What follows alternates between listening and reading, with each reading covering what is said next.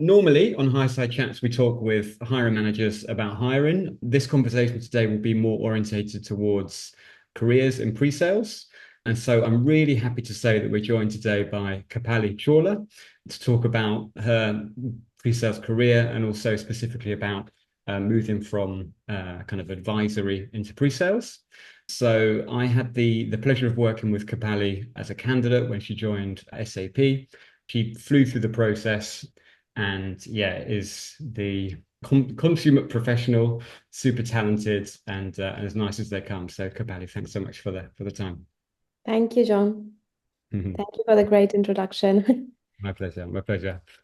So, the first question that we ask all of our guests, what do you love about pre-sales? There are many things that I love about pre-sales, but some things that come to the top of my mind are uh, pre-sales has given me the opportunity to mix the industry knowledge, business strategy knowledge, and my technical knowledge all into one single set of activities in my day-to-day job.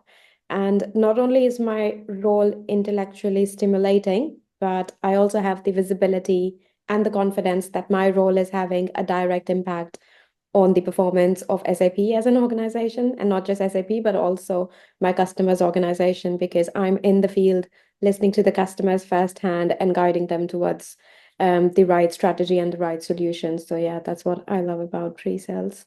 Amazing, amazing. So effectively, it's an interesting, enjoyable role, and you're having impact as well. Yeah, Which is, indeed. yeah, that's great. That's great.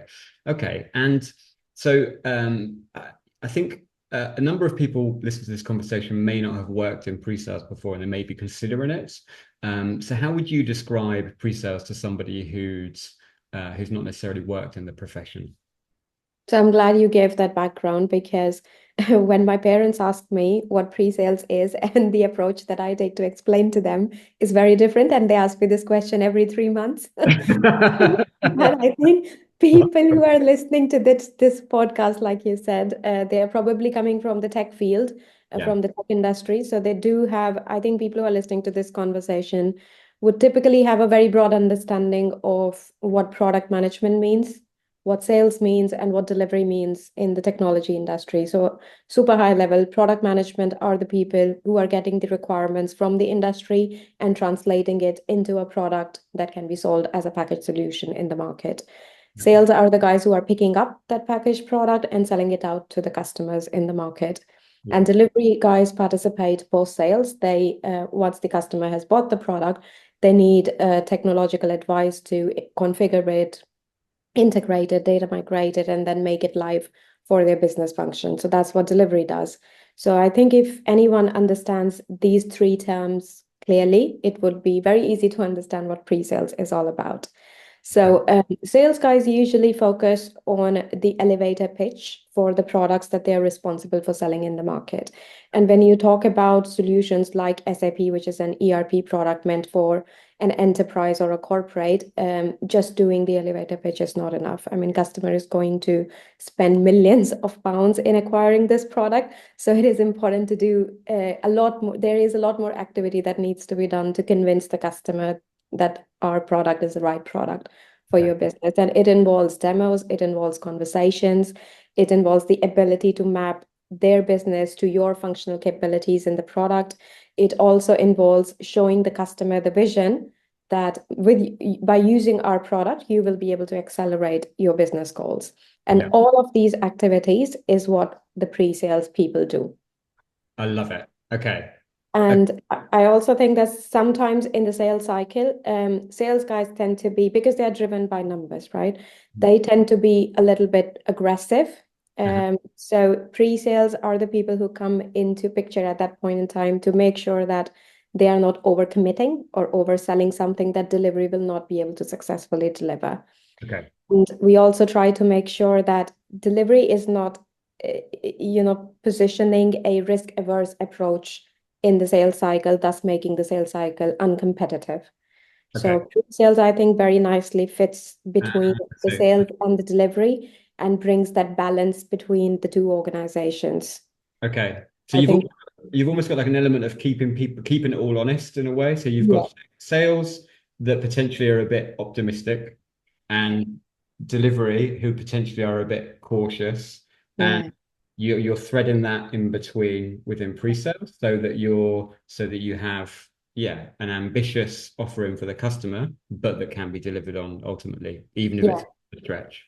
Yeah, exactly. So I mean, in nutshell, what pre-sales people do on one side is to work with the customer in Yeah. advising them towards the right solution. I mean, because as I said, because the customer is spending so much money on acquiring an ERP product for their business, you have to give them a trusted advisor and guide them through an educated path of selection. Yeah. So pre-sales is an important function to do that. Plus, pre-sales is an important function to bring that balance across sales and delivery and make sure we are not overselling or undercommitting or things like that. Okay, fine. So I'm hearing things like trusted advisor, so gaining the trust of the customer, Yeah. balance, as in balancing out the different stakeholders internally. And then, okay, and then you talked about sales having an elevator pitch and that not being quite enough Yeah. to the ERP system, which makes total sense. Um, so where does sales operate and where do pre-sales operate? I don't know if you can explain it, for example, through a typical sales cycle, what it would look like what are the lines of demarcation between the two? Um, Yeah, at super high level, both sales and pre-sales participate in the sales cycle yeah, of whatever you are selling, be it a product like SAP or any other solution, or be it a SI service. So, for example, if you're selling consulting service or implementation services for SAP, in either of the two scenarios, both sales and pre-sales participate in the sales cycle. The sales guys are more into relationship building on the accounts with the customer and making sure that the opportunities originate on the account. They are the market makers, so as to say, on the account. Pre-sales participate in the same sales cycle when an opportunity has been identified, and you take the baton from there to drive what the solution is going to look like, what the architecture is going to look like, and how do you bring it all together for the customer's business. okay, okay. And so specifically in the case of SAP, so SAP is not unique, but it's one of its characteristics is it's a big, large organization with lots of different products, lots of different solutions, lots of kind of complexity. So what does what does a sales, what does the role look like within SAP, like through a typical sales cycle, for example? So, pre-sales role in any organization, I mean, when I was working even with Accenture before SAP, which is also a huge organization, pre-sales is not just one single role, it's a function and it's a mini organization in itself. And it consists of a lot of roles that come together in the sales cycle and support the salesperson on the account or the opportunity to basically deliver against that sales cycle. I am one of those roles. My role is that of a pre-sales architect. Mhm. My role focuses on building the North Star enterprise architecture vision for the customer and making sure that it aligns with SAP's strategic direction of travel Okay. across all the products. But I don't deliver it just on my own. I take help from a lot of different roles within my pre-sales function. Some of those are people like solution advisors. Solution advisors, again, part of the pre-sales function. They specialize in a particular SAP product, a particular SAP functional capability, or a technical capability. Yeah. There are also industry advisors who specialize on the processes that are relevant for that industry and how SAP and enterprise products can actually solve those issues in the industry. And then there are value advisors. Value advisors take care of the case, building the case for change for the customer. They show the customer the business value they can achieve by adopting the products over a period of time. And they do some kind of TCO analysis for the customer. And all of these roles come together to accelerate the sales cycle and deliver the best advice to the customer so that they can make the right choice. There are many other roles. Can't get into everything, but there are administrative roles, there are managerial roles, there are commercial roles, and all of those have to come together to deliver an end-to-end pre-sales opportunity. Okay. Okay. I love it. Okay, good. All right. So effectively, your role specifically is you're overarching across all of the different. So you've got SAP's global strategy and how all the different products fit into that. And so Yeah. your role is to be the voice of that to the customer, if that makes sense. And then obviously you would need, a brain the size of the planet to know all of the different capabilities of each product in detail. And so you have different experts that you can draw in. And so you're working like a team captain. Is that right? Yes, absolutely right. Absolutely right. We call it deal captain, team captain, pre-sales lead. So that is my role. And then I pull together so many different people who have expertise in different things within SAP, and we come together to deliver one opportunity for the customer. Yeah, that's perfect. That's great. And these are obviously different positions, so you can answer this however you want to. What would you say are the kind of abilities, traits, characteristics that make up a great pre-sales professional? If you think about the best that you've worked with, are there any commonalities that they tend to have? Yeah, I think the topmost, although I think in any job, communication skills is very important, but more so in pre-sales, and I realized it more when I came into SAP from Accenture. There are a couple of very specific communication skills. One is being able to talk to executives Okay. uh, in a productive fashion Yeah. and to be able to do objection handling with them. Typically, in my role, I am talking to very senior level execs within the customer organizations and C-level executives and board directors. And you should be able to handle the objections when you go and talk to these customers in an efficient and neutral and an assertive manner. Okay. So I think that is one of the skills in my role, at least, I think, or in the pre-sales function, I think it is very important and crucial to have.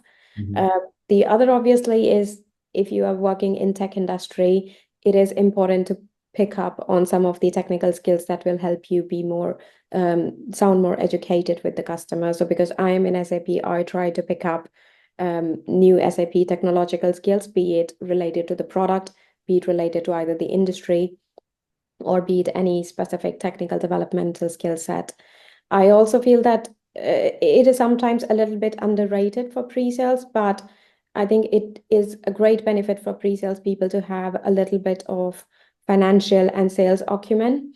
Yeah. I mean, I personally do not like that I build the architecture for the customer or build the solution and I leave it there for the customer and I leave the opportunity at that point. I like to have a more holistic view of what happened in the negotiations, how the contracting was done, how was the customer challenging us on the terms and conditions. Those kind of things also I would like to have a view of so that I can, tell someone outside of SAP, what do we do after we build the architecture? What happens to the opportunity? So I like to have that view personally. Okay. That's really so there's loads of stuff to go back to, but that's really interesting. So, and I know this from obviously when we worked together, I believe that your background at Accenture Yeah. involved a bit more of that contractual, the financial side. So okay, so that's a skill set that you've brought into the pre-sales position, correct? Do you feel that that's been beneficial? Has that helped you if you look versus your Yes, definitely. I mean, I don't want that part of the business to remain, or that part of the opportunity to remain a black box for me. I have seen that within SAP, people who are much senior to me in my organization in a similar role as me, they do also have a lot of commercial, financial acumen, and they do like to participate. So it's not something that I only did at Accenture or pre-sales people only at Accenture are doing this. Even people at SAP, they are very much into it and they do like to have a view of how the things are happening in the after the architecture and the solutioning stages. Yeah, yeah. And I don't like I hate using sports analogies and I always end up doing it. But the way I look at it is, and because I was talking to somebody recently actually who was a very good SE, different type of organization, and he was saying the same thing that he really likes to be involved with the deals. He defined it as almost you've got two games playing. You've got one like with the customer trying to work out what you need to do and so on, like what's the next move. And then also in terms of like within the sales organization as well, as in like what's the best solution for the customer. Yeah, Um, so, and it's almost like you've got two different jobs, but you're both moving towards the same thing. So in a football game, you might have attack and defense, and each have their own job. But at the same time, sometimes defense have to attack, and sometimes attack have to defend. And if both can do that when needed, then it makes the whole unit stronger. yeah, And I yeah. think that's it is Sounds like that's the case for I wouldn't say that I always have the time to do it, what I'm saying, but yes, that is what is the best in the role. Yeah, I love it. Okay. Okay. So you've, in terms of what you've picked up, so you feel that you spend more time talking at C level, at exec level versus when you were at Accenture, no, for Yeah, example? yeah. Yeah. Okay, that's good. Mm. Okay, fantastic. So in terms on that note, so if you apart from working more at C level, if again you were to talk to somebody that was at like a big four company, an Accenture, an SI or something, and were considering pre-sales, what would you say are the major differences between the two types of company? And what kind of a profile coming from an SI would work really well in pre-sales, and what kind of a profile perhaps it's not maybe they should have a consider it because it might not be best for them.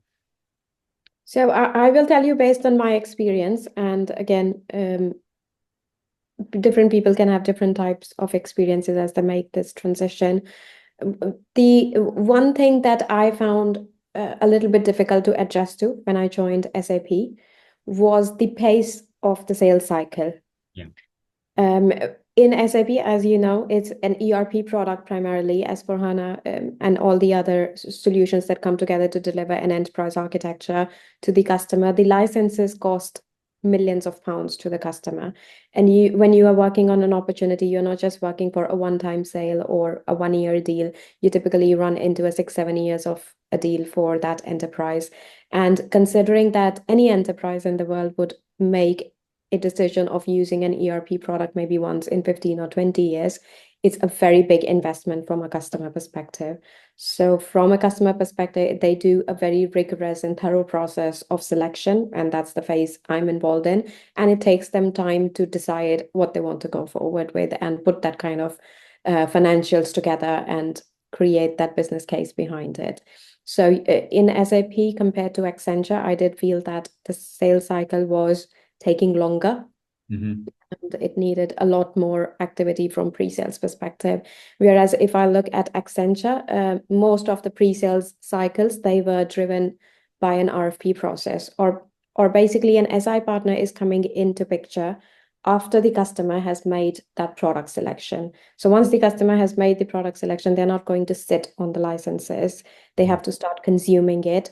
And therefore, the SI or the implementation part of the things would be accelerated way more than the pre-selection of the packaged product. So by the time the opportunities used to come to an SI partner like Accenture or anyone else, the pace of the sales cycle kind of speeds up itself. Mm-hmm. Most of the time, if you are working in an RFP-based sales cycle, the timelines are very, very tight. There are a high number of deliverables that need to be given. There are multiple submissions, multiple presentations. It's highly competitive, and there's a lot of pressure to deliver against the opportunity in a very short time. Okay. So I'm not saying that one is better or worse than the other. I think it's just your personal choice. What, as an individual, gives you the thrill. Yeah. Okay. So if I understand correctly, what you're saying, and this is interesting. So you're saying that when you're with an Accenture, for example, it's fast and hard, no? And then whereas if you're with an SAP, it's like it's a bit slower and it's more kind of strategic. You're operating at a bit of a higher level, and the customer's taking a bit of time to really make their decision. Whereas once they're at that stage, they want to move fast, and so the sales process has to be fast. Yeah, yeah. So once you have spent the money, I mean, it's like when you buy a television, you want to switch it on. As soon as it is installed at your home, it is like that, right? And that's what the customers want, I think. If, I mean, A customers shiny who are new toy. sorry? They've got their shiny new toy. Yeah. So that's fair enough. That's fair enough. So I do know that people have preferences based on what your strategic career ambition is and how you want to grow. Some people do like delivery, and I have many friends and ex-colleagues who like to be in the execution phase. They want to sit on ground, sit with the customer, and deliver the SAP product to the customer, make it live for the business, and that's what gives them the thrill. So I think it is completely a personal choice once you understand the difference, what you want to pick up to grow as a career. Yeah, yeah, yeah, of course, of course. Okay. And then to pick up on something before, you were saying that, so do you think that when you talk to the customer, you're talking with them at an earlier stage in their decision making?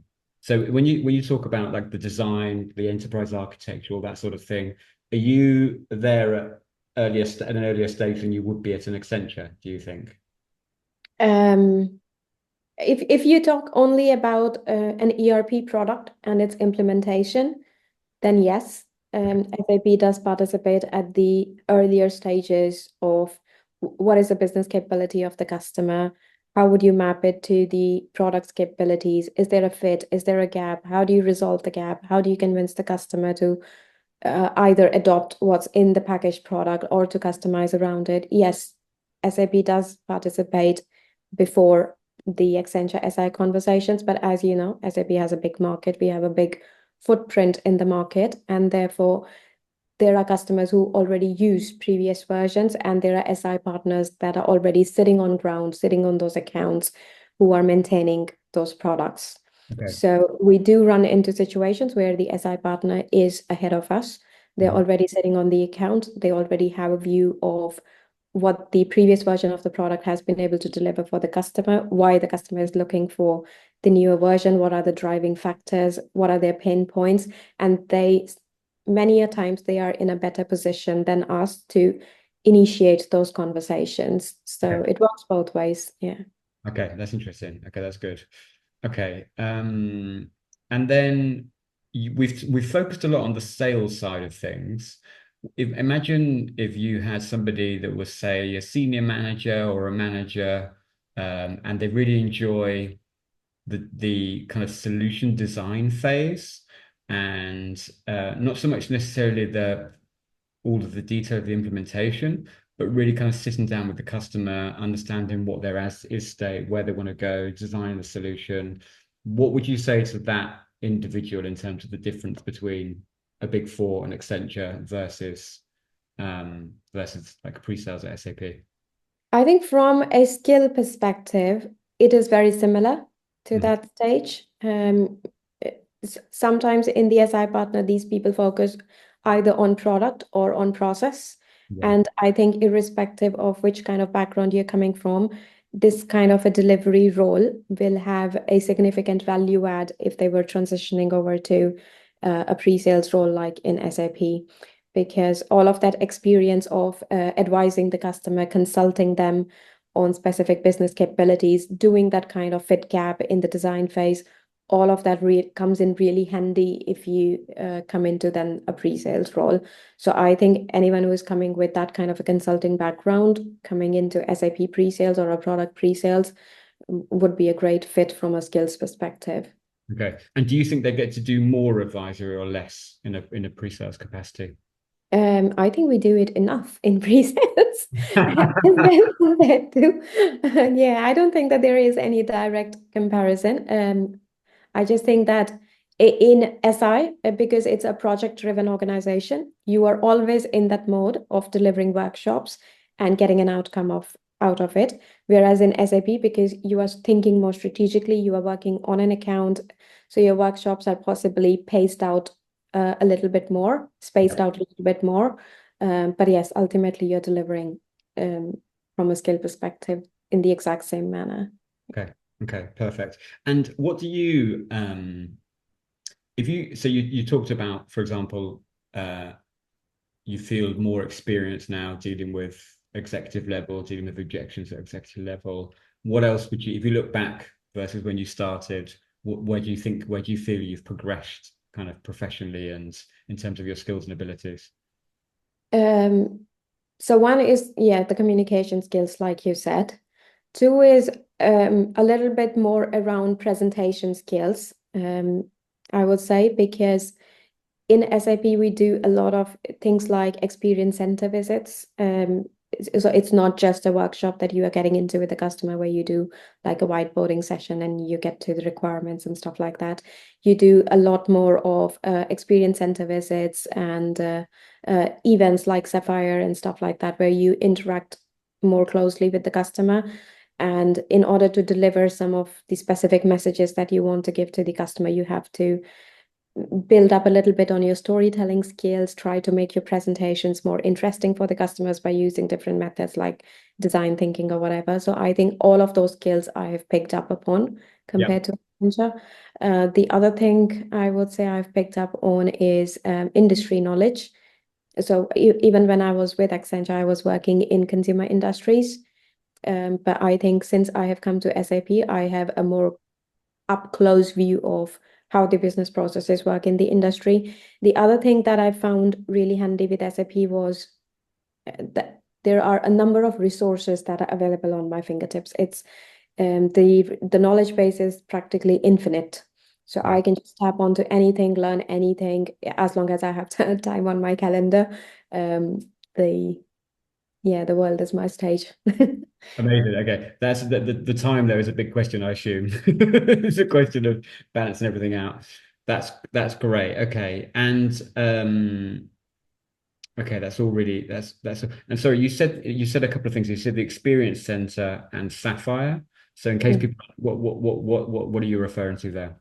So Experience Center is usually built inside many of the SAP offices in various cities, like we have in Waldorf in Paris, we have in London as well now. In the Experience Center, we try to bring the business of the customer uh, to life with the help of SAP products. So it's like a working model of their business functions by using SAP products, and they can touch and feel and view it, ask questions around it. Wow. Uh, so that's what Experience Center is. Sapphire is an event, a Mhm. customer event that SAP organizes on an annual basis. It is organized at least at two locations that I know of, one in US and one in Barcelona in Europe. I had the opportunity to be participating in the Barcelona one last time, and this is where all the customer representatives, I would say, come together in one single location, and they get to see the latest and the greatest from SAP, but they also get the opportunity to talk to and listen to other customers who have been able to successfully adopt the products and get value out of it. Yeah. Yeah. Okay, that's great. Super.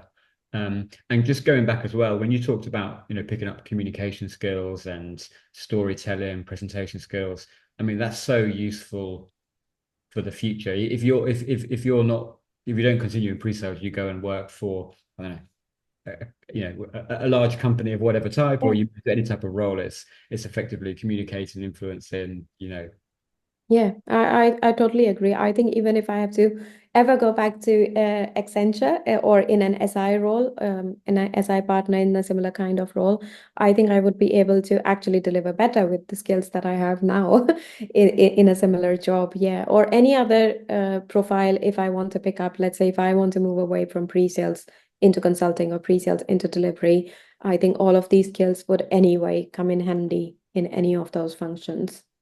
Yeah, amazing. And yeah, I was talking to somebody recently. He used to work in pre-sales and he moved into to a product manager role in Coca-Cola. And he was saying that he views his job as internal pre-sales within Coca-Cola, and he's got all these secret tricks that nobody knows that enable him to, to communicate stuff effectively and so on. So he says it's really, really useful. That's the thing. Cool. And in terms of things like travel, work, I mean, you've talked about events and things, travel, work-life balance, pressures, timings. How different does an Accenture feel to an SAP in pre-sales? I think travel is similar. Mhm. When I was at Accenture, I had to travel to customer location, whichever opportunity I was working in. The travel was always inter-country, intra-country, like within the country. And the same is true with SAP. The only thing, as I said, because in Accenture, the opportunity cycle was shorter. If it's a 10 months or 12 months of opportunity and the customer, and we are sitting, and we are an incumbent at the customer, I would typically go and work with the delivery teams on site. So I would travel Monday to Thursday. In SAP, I don't have to travel Monday to Thursday, but I still have to travel on a weekly basis to my customer locations in order to deliver the sessions or the workshops. Okay. Does it tend to be one day sessions or a few day sessions? Typically 1 or 2 days. Right. Okay. Okay. Good stuff. Amazing. This has been so insightful, and I'm sure that anybody looking at the position that comes from a similar background. They'll take so much from this. So thank you for taking the time to explain everything. Is there anything else that you think is important to talk through? Anything that we've not discussed? No, I think you covered pretty much, but I would like to say thank you to you because it's courtesy, John, that I'm actually in the pre-sales role. And I think more than me, if someone is talking to John, I think he's the best coach ever or mentor ever to guide you towards a pre-sales role. And I'm really thankful to you for giving me that opportunity 3 years ago. And it's almost 3 years. Do you remember? I do remember very well, of course. Yeah. Yeah. Yes. Really happy and I'm really thankful to you for making that happen for me. Yeah. No, thank you for saying that. It's really appreciated. It just, it's really important. And it's the great thing about the job is when, people are happy with their career moves, companies are happy with the hires they've made, and you make me look very good in terms with SAP. So I'll say thank you from my side as well. So yeah, no, it's great. Yeah, and I think you're doing a great job because, and as you said, not many people, even in the tech industry, understand the difference between sales and pre-sales, especially. So I think you are doing a great job at doing such kind of podcasts and any other thing that you are doing to give them all the right resources to tap onto the knowledge. Good, good. Yeah, the idea is to bring it all together and then they'll have a little pack they can go through. And I think that it's so useful to people when they can see people that have been in a similar situation to they're in into the future. So yeah, let's see. I hope people benefit out of this then. Me too. Thank you. Amazing. Thanks so much, Kapali. Thank you, John. Have a good day then. Bye.